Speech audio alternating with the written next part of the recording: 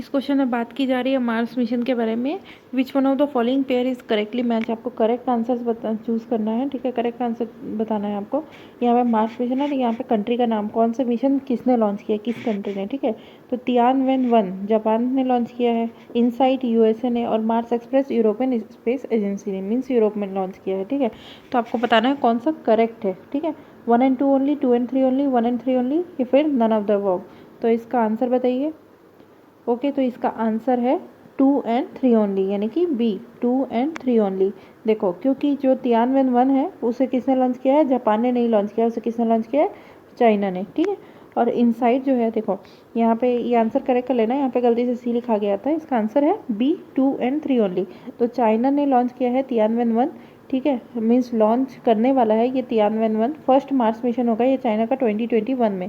China will become the third country after USSR and USA, ठीक है। तो 1971 में यूएसएसआर जो थी वो फर्स्ट कंट्री बनी थी, और यूएस जो है वो सेकंड कंट्री थी जो मार्स पे गई थी, ठीक है। तो उसने कौन सा मिशन भेजा था, यूएस ने इनसाइट, ठीक है, अमेरिका ने इनसाइट। और इंडिया का जो मिशन है, जिसने इंडिया ने सिर्फ ऑर्बिटर भेजा है, okay.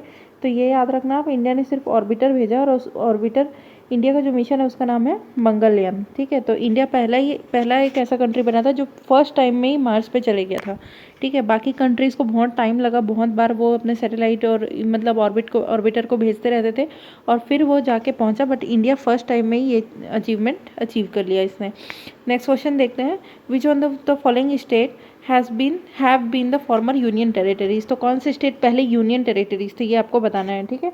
1 only means Himachal Pradesh, 1, 3 and 4, 2 है मणिपुर, 3 है हरियाणा, और 4 है Tripura. 1, 3 and 4 only, 2, 3 and 4 only, 1, 2 and 4 only. तो आप करेक्ट आंसर बताइए। सो इसका आंसर है 1, 2 and 4, यानी कि इसका आंसर हो गया डी, 1, 2 and 4 ओनली, ठीक है। क्योंकि हरियाणा जो था वो हमेशा से स्टेट रहा है जो कि पंजाब से अलग करके बनाया गया था, ठीक है। तो पंजाब पहले भी एक स्टेट था, जब उसको डिवाइड किए तो एक एरिया बन गया पंजाब और दूसरा एरिया बन गया हरियाणा। बट हिमाचल प्रदेश था वो यूनियन टेरिटरी थी, और नॉर्थ ईस्ट के सभी स्टेट, ठीक है, मणिपुर, त्रिपुरा, मेघालय, असम, ये सारे क्या थे, सारी स्टेट जो थी वो सब यूनियन टेरिटरीज थी, ठीक है। तो इसे याद रखने में आई थिंक आपको कोई दिक्कत नहीं होगी, ठीक है। तो ये बस याद रखना आप कि नॉर्थ स्टेट में जो भी स्टेट थे, नॉर्थ ईस्टर्न स्टेट्स जो है हमारे, ठीक है, लाइक मणिपुर, त्रिपुरा, मेघालय, मिजोरम, अरुणाचल प्रदेश, ये सारे क्या थे, पहले यूनियन टेरिटरी थी। और कौन कौन से थे, गोवा था एक यूनियन टेरिटरी, ओके, ठीक है। और क्या था, हरियाणा, चंडीगढ़, हिमाचल प्रदेश। तो हरियाणा जो है देखो वो स्टेट से बाइफरकेट करके बनाया गया था, ये यूनियन टेरिटरी नहीं था कभी। चंडीगढ़ जो है वो यूनियन टेरिटरी है, वो तभी भी है ना, Dadra and Nagar Haveli, and Goa, Daman and Diu, ये। अभी इस क्वेश्चन में बात की जा रही है साइटोकाइन स्टॉर्म के बारे में। ये बहुत ज़्यादा न्यूज़ में था, अब जब से कोविड-19 न्यूज़ में है तो साइटोकाइन स्टॉर्म भी बहुत ज़्यादा न्यूज़ में था, ठीक है। तो ये क्या होता है, रिसेंटली सीन इन न्यूज़, ये आपको बताना है। ये over production of immune cell, over bleeding of homophilic patient, ठीक है। जब ओवर ब्लीडिंग हो जाती है, जब ब्लड क्या हो पाता है, जम नहीं पाता है, ठीक है। तो ओवर ब्लीडिंग की कंडीशन को बोलते हैं, या over production of glucose leading to enhance blood sugar, जब शुगर का लेवल बढ़ जाता है बॉडी में, उसे बोलते हैं।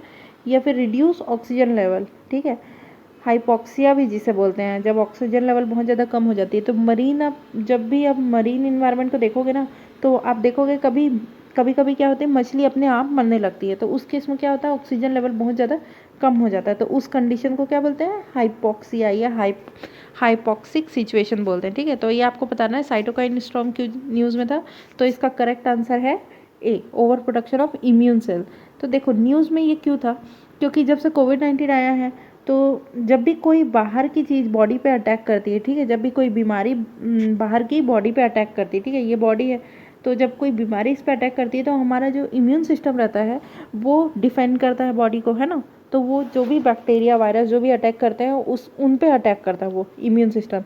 तो कभी कभी बॉडी इतनी ज़्यादा इम्यूनिटी क्रिएट करने लगता है, इतना ज़्यादा बनने लगता है साइटोकाइन स्टॉर्म, क्योंकि इससे क्या होता है, हमारी बॉडी में जो बैलेंस है एक टाइप का, वो बैलेंस बिगड़ जाता है, ठीक है। तो इससे भी बीमार होने का खतरा रहता है, ठीक है। तो इसलिए बहुत ज़्यादा न्यूज़ में था रिगार्ड टू कोविड-19 की वजह से, ठीक है। इसका मतलब क्या होता है, over production of immune cell and they are activating compound, ठीक है। तो जो इनका एक्टिवेटिंग कंपाउंड है वो बहुत ज़्यादा एक्टिव हो जाता है, और इम्यून सिस्टम, जो इम्यून सेल्स रहते हैं, उसका ओवर प्रोडक्शन हो जाता है, ठीक है। तो इस कारण ये होता है cytokine storm, okay. Next question देखते हैं। नेक्स्ट क्वेश्चन है article 13 of the Indian constitution के बारे में, ठीक है। तो आर्टिकल 13 है क्या? पहले तो आप मुझे कमेंट सेक्शन में कमेंट करके बताइए कि आर्टिकल 13 किस चीज़ से रिलेटेड है, उसके बाद में ये क्वेश्चन का आंसर दीजिएगा, ओके। तो फर्स्ट स्टेटमेंट है the power of judicial review of the supreme court and high court is derive from it. And second statement है article 13 exempt all constitutional amendment act from judicial review. तो article 13 जो है, जितने भी constitutional amendment act होते हैं, ठीक है, जो आर्टिकल 13 है वो क्या करता है, सबको जुडिशियल रिव्यू से बजाता है। तो क्या ऐसा है? आपको करेक्ट स्टेटमेंट बता रहा है which one of the following is correct, one only, two only, both one and two, या नाइदर वन और नॉट टू, ठीक है। तो इसमें जो करेक्ट आंसर है वो है वन ओनली, ठीक है। इसका एक्सप्लेनेशन देख लेते हैं। देखो, बिकॉज देखो आर्टिकल 13 होता क्या है, ऑल लॉज। आर्टिकल 13 क्या बोलता है? बेसिकली ये बोलता है कि all laws that are inconsistent और in derogation of any fundamental right, ठीक है, जो अगर फंडामेंटल राइट को जो वायलेट करता है, जो भी लॉ, ऐसे लॉ क्या होंगे, ये जो हो जाएंगे नल एंड वॉइड हो जाएंगे। ये लॉ मतलब कोई काम के नहीं रहेंगे, ठीक है, ऐसे लॉ। तो मीन्स ये क्या करता है, doctrine of judicial review basic feature है इंडियन कॉन्स्टिट्यूशन का, ठीक है। तो ये जुडिशियल रिव्यू का फीचर प्रोवाइड करता है, ठीक है। तो जुडिशियल रिव्यू किस केस में, देखो कौन से आर्टिकल में, आर्टिकल 32 सुप्रीम कोर्ट को ये पावर देता है और आर्टिकल 226 हाई कोर्ट को ये पावर देता है जुडिशियल रिव्यू करने के लिए, ठीक है। रिट इशू करना, ये सब आपने पढ़ा होगा, मैंने पिछली वीडियो में बताया अच्छे से, है ना। तो आर्टिकल 13 देखो है क्या, लॉ होता है। The term law has been defined in article 13, ठीक है। आर्टिकल 13 में क्या डिफाइन है, लॉ, कि लॉ किसे बोलेंगे, और स्टेट के अंदर, स्टेट की डेफिनेशन है, स्टेट के अंदर कौन कौन आएगा। तो ये चीज़ याद रखना कि स्टेट के अंदर सभी आते हैं। कौन कौन, देखो पहले लॉ देख लेते हैं। लॉ के अंदर क्या क्या आता है, सारे लॉ आते हैं, चाहे वो परमानेंट लॉ हो, चाहे वो टेम्परेरी लॉ हो, लॉज इनेक्टेड बाई पार्लियामेंट या स्टेट लेजिस्लेचर, चाहे किसी ने भी इनेक्ट किया हो, ठीक है, या कोई ऑर्डिनेंस हो प्रेसिडेंट या स्टेट गवर्नर के थ्रू, ठीक है। तो जो लॉ है वो बहुत ज़्यादा वाइड है, ठीक है, नॉन लेजिस्लेटिव सोर्स से आए या लेजिस्लेटिव सोर्स से आए, ये डेडिकेटेड लेजिस्लेशन से आए, ठीक है। तो जो भी है ये सबको हम लोग क्या बोलेंगे, ये सब लॉ के अंदर आता है आर्टिकल 13 में। और आर्टिकल 13 एक और चीज़ डिफाइन करता है जो कि स्टेट है। स्टेट मीन्स सारी चीज़ आएंगी स्टेट के अंदर, ठीक है, चाहे वो सेंट्रल गवर्नमेंट हो, स्टेट गवर्नमेंट हो, चाहे लोकल गवर्नमेंट हो, या फिर कोई इंस्टीट्यूशन हो, ठीक है, ये सारी चीज़ें, या म्यूनिसिपल बॉडी हो, ये सारी चीज़ें किसके आएंगी, स्टेट के डेफिनेशन के अंदर आती है। तो आर्टिकल 13 इन दोनों की डेफिनेशन प्रोवाइड करता है, याद रखना ये चीज़, लॉ और स्टेट की, ठीक है। तो article 13 declares that a constitutional amendment is not a law. तो आर्टिकल 13 ने यह भी बोला है कि कॉन्स्टिट्यूशनल अमेंडमेंट लॉ नहीं है, hence can not be challenge, ठीक है। तो ये चीज़ को सुप्रीम कोर्ट ने रिव्यू किया था केशवानंद भारती केस में। इसने बोला कि हाँ, कॉन्स्टिट्यूशनल अमेंडमेंट जो है ये चैलेंज कर सकते हैं कि ये फंडामेंटल राइट को वायलेट कर रहा है, इस बेसिस पे चैलेंज किया जा सकता है। और जो जुडिशियल रिव्यू है ये basic feature of the constitution है, ये जुडिशरी से छीना नहीं जा सकता, ठीक है। अब नेक्स्ट क्वेश्चन देखते हैं। नेक्स्ट क्वेश्चन में बात की जा रही है फेडरेशन के बारे में। In federation the power of federal and provincial government are clearly demarcated, ठीक है। फेडरेशन आपने सुना होगा, American view and British view federation अलग होता है, ठीक है। इंडियन व्यू में फेडरेशन, इंडिया क्या है, क्वासी फेडरल बॉडी है, ठीक है, क्वासी फेडरलिज्म है यहाँ पे, ठीक है। In a federation the power of judicial review, the power of federal and provincial government are clearly demarcated, ठीक है। तो फेडरल गवर्नमेंट, सेंट्रल गवर्नमेंट और प्रोविंशियल गवर्नमेंट का अच्छे से डिमार्केट रहता है फेडरेशन में, ठीक है। In India the union and state government has exclusive jurisdiction on their respective subject under all circumstances, ठीक है, ये वर्ड याद रखना, ऑल सर्कमस्टांसेस इसमें लिखा गया है, ठीक है। The devolution of power to the local government bodies has diluted the spirit of federalism in India. तो ये इसने क्या किया है, डाइल्यूट कर दिया है फेडरलिज्म के कॉन्सेप्ट को। तो आपको बताना है इनमें से कौन सा करेक्ट है, 1 and 2 only, 2 and 3 only, 1 only, या 1, 2 and 3। तो इसका करेक्ट आंसर है 1 ओनली, क्योंकि यहाँ पे ऑल नहीं आएगा। सारे, हमेशा हर सब्जेक्ट में ऐसा नहीं है कि यूनियन गवर्नमेंट का है तो सिर्फ यूनियन लॉ बनाएगी, स्टेट गवर्नमेंट का है तो सिर्फ स्टेट लॉ बनाएगी, क्योंकि हमारे इंडिया में कंकरेंट लिस्ट भी होता है जहाँ पे दोनों लॉ बना सकती है, यूनियन और स्टेट गवर्नमेंट, है ना। और स्टेट गवर्नमेंट का लॉ तब तक रहेगा जब तक यूनियन गवर्नमेंट का कोई लॉ नहीं आ जाता उसमें, है ना। तो ये आपने पढ़ा होगा। And the devolution of power to the local government, जब भी लोकल गवर्नमेंट को देते हैं तो क्या डाइल्यूट हो जाती है फेडरलिज्म, या फिर वो और ज़्यादा स्ट्रेंथन करता है। तो स्ट्रेंथ करता है ना ये, है ना। तो ये स्टेटमेंट भी क्या हो गई, गलत हो गई। देखो, ओरिजिनली प्रोवाइडेड, द कॉन्स्टिट्यूशन में क्या था, 2 tier सिस्टम था ओरिजिनली, ठीक है, यूनियन गवर्नमेंट ऐसे स्टेट गवर्नमेंट, ठीक है। और इनके जो आपस के स्पीयर थे, फिर कंकरेंट लिस्ट में भी, कंकरेंट लिस्ट भी आया कि कंकरेंट कुछ चीज़ें ऐसी होनी चाहिए जिसमें दोनों लॉ बना सकते हैं, ठीक है। तो इसलिए देखो अब फिर क्या हुआ, एक 3rd tier ऐड किए गया। अब थर्ड टीयर कौन सा अमेंडमेंट में एक्ट किया गया था? Panchayat and municipality. आप मुझे कमेंट करके बताइए। ओके, तो ये वो कौन सा अमेंडमेंट था?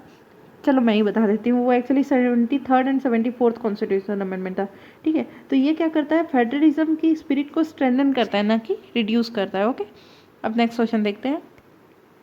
नेक्स्ट क्वेश्चन बात की जा रही है फंडामेंटल राइट के बारे में।